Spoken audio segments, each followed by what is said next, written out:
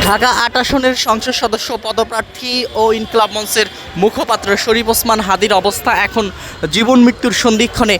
এমন অবস্থায় পরিবারের পক্ষ থেকে সিঙ্গাপুরেই অপারেশন করার অনুমতি দেয়া হয়েছে, এমনটি জানিয়েছে ইনকিলাব মঞ্চ। একটু আগেই ইনকিলাব মঞ্চের ফেসবুক পোস্টের মাধ্যমে বিষয়টি জানানো হয়েছে। আরেকটি বিষয়ে ইনকিলাব মঞ্চ যেটি জানিয়েছে যে শরীফ ওসমান হাদি যদি রবের ডাকে সাড়া দিয়ে শহীদের কাতারে সামিল হয়, সেক্ষেত্রে পুরো বাংলাদেশের স্বাধীনতাকামী মজলুম জনতাকে সার্বভৌমত্ব নিশ্চিতকরণে শাহবাগে জড়ো হওয়ার জন্য অনুরোধ করা হচ্ছে।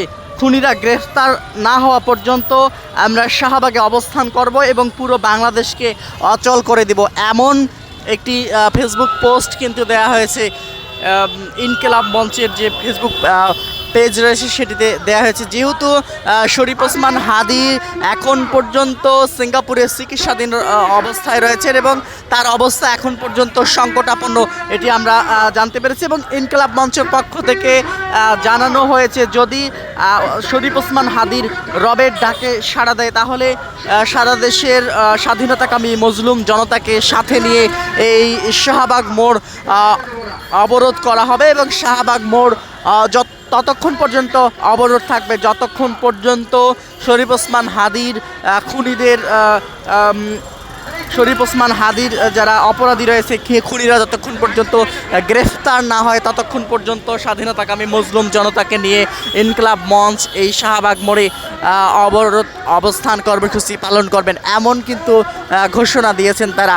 আরেকটি বিষয় আপনাদেরকে দেখাচ্ছিলাম, এই মুহূর্তে শরীফ ওসমান হাদির যারা খুনি রয়েছে তাদের বিচার এবং শরীফ ওসমান হাদির খুনি যারা রয়েছেন তাদের গ্রেফতারে গড়িমসি করার দাবিতে স্বরাষ্ট্র উপদেষ্টার পদত্যাগ সহ বিভিন্ন দাবিতে কিন্তু এখানে আমরা দেখতে পাচ্ছি এখানে একটি মানববন্ধন শুরু হবে কিছুক্ষণের মধ্যে, তেমনটি কিন্তু আমরা দেখতে পাচ্ছি। ছাত্র শক্তির আয়োজনে এই মানববন্ধনটি শুরু হবে। এখান থেকে শরীফ ওসমান হাদির হামলায় যারা জড়িত তাদের আসলে দ্রুত যাতে করে গ্রেফতার হয়, যদি তারা ভারতে পালিয়ে যান তাদেরকে যাতে করে ভারত সরকারের সঙ্গে কথা বলে দ্রুতই দেশে নিয়ে আসা হয়, এমনটি দাবি করেছেন ইনকিলাব মঞ্চ সহ যারা ছাত্রশক্তি এখানে আন্দোলন করছেন তারা কিন্তু এমনটি দাবি করেছেন। এবং যেমনটি বলছিলাম যে শরীফ ওসমান হাদির অবস্থা এখন সংকটাপন্ন, যেহেতু তার মস্তিষ্কে এখন পর্যন্ত